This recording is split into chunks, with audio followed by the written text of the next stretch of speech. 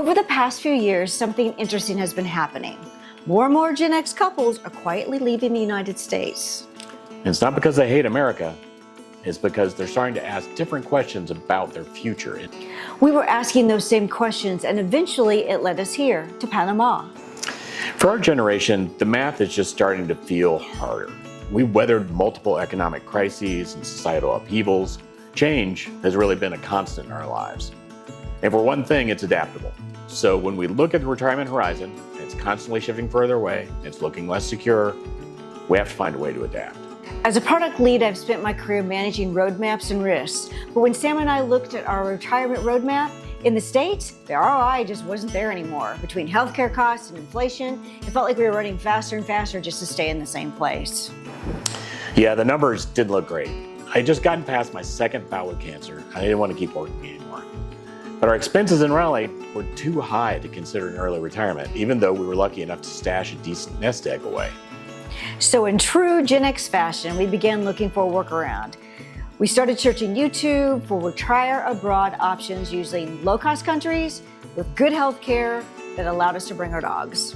Our careers were in software product management, and so we kind of organized ourselves analytically. We set up a spreadsheet with 20 different countries based on what we found on the internet as popular expat destinations. Then we put together a checklist and a scoring system of all the things we thought were important and rated each of the countries based on those criteria. Panama rose to the top to our surprise. I'll put a link in the description box below with our list of countries and how we evaluated them in case you're interested in watching those. People think moving abroad is this massive 5-year plan, and for some people it probably is. For us, it happened fast. Over about 6 months, we defined Panama as our primary target. We toured the country in several boots-on-the-ground trips with 2 different relocation companies here, and started looking at rentals for a targeted move in January or February of 2026. We found a rental here in Boquete in October that was about half of what we had budgeted. Our plan started out with we're going to rent, leave the house empty, maybe move a few things over the course of the next 3 or 4 months. But then we looked at each other and realized, why are we waiting? We knew if we could just get the dogs out of the house in North Carolina, it would be much easier to sell. And that was the major domino that needed to fall for us to be successful in relocating. So we stopped planning and just started moving. Our friends and family asked us, why Panama? Well, we evaluated many countries, but Panama kept checking all the practical boxes. The U.S. economy, the pensionado visa, the great health care. And we're going to go into all that in other videos. But once we visited here, we knew this was the right place for us, at least for now. It's a slower pace, don't get me wrong, but it doesn't feel like we're giving up the adventure phase of our lives. There's so much to do and see here, and the airport in Panama City gives us the world to visit easily. Hey, do you think most people know what a pensionado visa is? Probably not, but I have been taking copious notes on the process. So as soon as we get our temporary visa, I'm going to do a video on what it took to get that. Panama allows U.S. citizens and some others to visit for about 6 months at a time without residency. We're here right now on a tourist visa.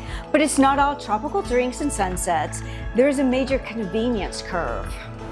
Yeah, if you're used to grabbing a pre-made potato salad at the supermarket or getting Uber Eats to bring you dinner, you can forget about it unless you live in Panama City. You're making it from scratch now, for the most part. Although I have to say, the longer we've been here, the more good enough substitutions we've found.